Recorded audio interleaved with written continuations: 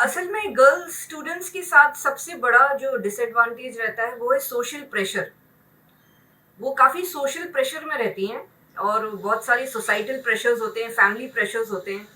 Sciences ऐसी field है जिसमें काफ़ी टाइम डिवोट करने की ज़रूरत होती है, काफ़ी फोकस्ड फील्ड रहती है, एक्सपेरिमेंट्स होते हैं, प्रैक्टिकल्स हैं। फिर आगे अगर मास्टर्स परस्यू करेंगे तो टाइम जो है जो डिवोट करना है वो बढ़ जाता है और पीएचडी में तो काफ़ी टाइम डिवोट करना पड़ जाता है। अब फैमिली की तरफ से हर तरीके के प्रेशर आते हैं to get married and to settle down. फिर और सोशल इश्यूज होते हैं सोसाइटी में, एज है, एज बार है कि within a certain period of age you should get married away. ये बेसिकली जो भी स्टूडेंट्स रिमोट प्लेसेस से आते हैं उनके मेजर इश्यूज रहते हैं। और जहाँ तक नॉर्मल गर्ल स्टूडेंट्स के हैं तो क्योंकि जो सोसाइटी में अपब्रिंगिंग रहती है that is mostly we are facing a male dominated society, तो उनके अंदर लैक ऑफ कॉन्फिडेंस बहुत रहता है। तो basically we majorly have to focus on building up their confidence.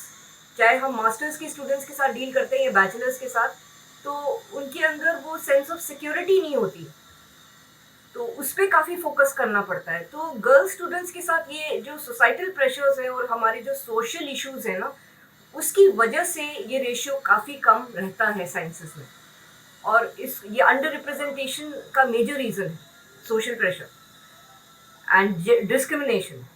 फिर जेंडर बायसनेस भी रहती है कहीं ना कहीं। तो इस चीज़ को ओवरकम करने के लिए उनको उनका काफ़ी कॉन्फिडेंस बूस्ट अप करने की ज़रूरत रहती है।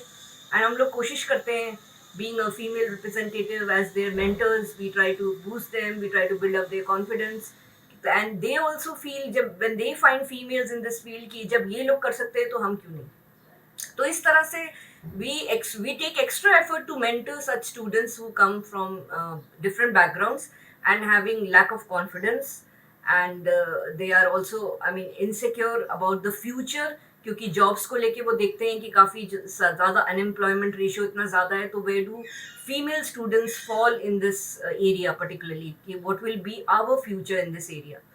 So these are the major issues which forces girl students to step back from this field. There's a lot of competition. There are the ratio is highly disbalanced. So they're very insecure basically. They're very insecure.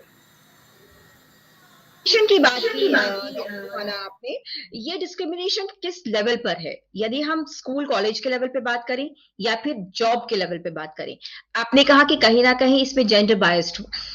लोगों को, पुरुषों को लगता है कि शायद वो इस फील्ड के लिए ज्यादा जो है वो उपयुक्त हैं। महिलाओं की एक ऐसी कंडीशनिंग या बच्चियों की ऐसी कंडीशनिंग होती है शुरू से कि वो एक खास तरह के जॉब्स के लिए जो है वो बनी है। तो क्या इन सब चीजों का असर भी पड़ता है? लेकिन अगर हम विश्व स्तर पर बात करें तो 866 जो नोबेल पुरस्कार मिले हैं उसमें से मात्र 53 जो है वो महिलाओं को मिले हैं। तो ये पूरे विश्व की स्थिति है। इसमें भारत और खासतौर से आप जामिया में हैं जिस तरह से, तो वो कैसे देखती हैं सामाजिक स्तर पर, इसको किस तरह से देखती हैं आप? असल में जो रिस्पॉन्सिबिलिटीज है वो इक्वली डिस्ट्रीब्यूटेड नहीं है। तो females always have that peer pressure कि फैमिली जो रिस्पॉन्सिबिलिटी है वो उन पर है, and they have to take along the family along with the job, या फिर टीचिंग या रिसर्च, या फिर वो अपनी जो हायर स्टडीज परस्यू करना चाहती हैं। तो वही बात है कि जो फैमिली प्रेशर है या सोशल प्रेशर है कि they have to perform at home and at work, this creates a lot of pressure on them, stress on them, mental stress. तो इसी वजह से अब इन जॉब्स में जहाँ पे एंटरप्रेन्योरशिप की बात आती है या फिर कोई लीडरशिप की कोई ऐसी डेजिग्नेशन है जिसमें you have to own something, you have to take up some work, तो दे फील वेरी रिलक्टेंट क्योंकि they know that children will suffer, family will suffer, और सारा बैलेंस मेंटेन करके उन्हीं को चलना है। So this is the reason why they lose their confidence, and I mean they have a lot of confusion created कि whether we should pursue this ahead or not। और दूसरा ये है कि जो डिस्क्रिमिनेशन जो है वो उन्हें इसलिए दिखता है बेसिकली कि जो रेशियो वो देखती हैं 20:2 या 10:40 का रेशियो, जब वो देखती हैं कि हमारे क्लासरूम में कि इतनी जो है डिस्पैरिटी है, तो उसी से उनका जो है वो सेंस ऑफ इनसिक्योरिटी बिल्डअप हो जाती है। सो अगर रेशियो इक्वल रहे तो थोड़ा सा सेंस ऑफ कॉन्फिडेंस बिल्डअप हो जाता है, and then they have to face different sorts of social environments also. different sorts of challenges. Females have a lot of challenges to face, चाहे वो टीचिंग में हो, चाहे वो स्टूडेंट लाइफ में हो, चाहे वो हायर स्टडीज में हो, तो उन चैलेंजेस के लिए वो प्रिपेयर्ड नहीं रहती हैं basically. So it ends up in biasness. तो वहाँ पे जो उनको एक एक्स्ट्रा फैसिलिटी की ज़रूरत होती है वो कहीं ना कहीं प्रोवाइड नहीं हो पाती, रेशियो कम होने की वजह से. इसकी ज़रूरत तो हमेशा से रही है और इस पर एफर्ट्स हमेशा से रहे हैं. स्कूल टाइम से ही ये चीज़ें, मतलब ये अवेयरनेस रहती है कि बस ये है कि गर्ल चाइल्ड के प्रोग्राम्स वगैरह अभी लॉन्च हुए हैं, पहले नहीं हुआ करते थे. बट पर्सनल लेवल पे हर टीचर का एफर्ट रहता था कि बच्चों को एनकरेज किया जाए, लड़कियों को इन पर्टिकुलर एनकरेज किया जाए. और वो जो एक साइकोलॉजिकल इम्पैक्ट होता है वो अपब्रिंगिंग का, उसको ख़त्म करने की भी हर लेवल पे एफर्ट्स किए जाते थे और अभी भी किए जा रहे हैं. तो ये एक कांस्टेंट बैटल है. तो ये अनफॉर्चुनेट चीज़ यही है कि ये अभी तक ख़त्म नहीं हुई है. हम इतने एडवांस हो चुके हैं हर एक टेक्नोलॉजी में, हर एक साइंसेस में हम बहुत आगे बढ़ चुके हैं, बट ये प्रिवेल कर रही है अभी भी कहीं ना कहीं. क्योंकि जो अपब्रिंगिंग में जो साइकोलॉजिकल केयरनेस की जो उसकी ज़रूरत है, गर्ल चाइल्ड के एक्स्ट्रा केयर एंड एफर्ट, उसके अपब्रिंगिंग में एक एक्स्ट्रा एफर्ट पुट इन करने की, वो चीज़ अभी भी उसकी अवेयरनेस इतनी नहीं है. क्योंकि वो जो उनका इमोशनल लेवल है लड़कियों का, वो अंडरस्टैंड करना for a male community it's very difficult. I mean, they are unable to understand what are the needs of a girl child and how she should be brought up.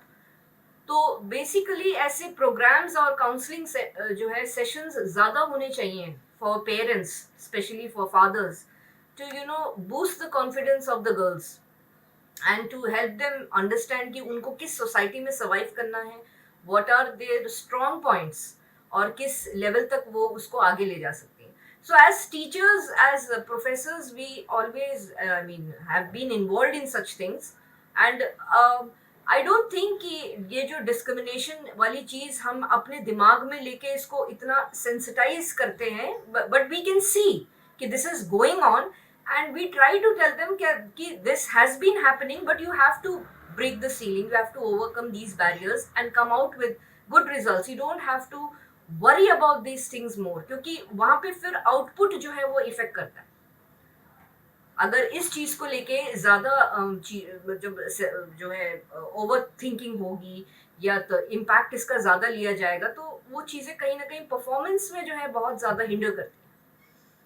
तो उनका mind वो करने की जरूरत होती है कि focus on what you are doing, be confident about yourself, move ahead, we are with you. सिर्फ यही सपोर्टिव चीजें लड़कियों को बहुत आगे तक ले जाती हैं, मैंने ये देखा है. Instead of discussing about the problems, bringing out the negativity in them, better to see the positive side. And whenever we try to show them the positive side, ki look, there are few females like this, there are your mentors like that who are doing this, तो उससे उनको बहुत confidence मिलता है. They forget what they are facing and they try to perform better and better.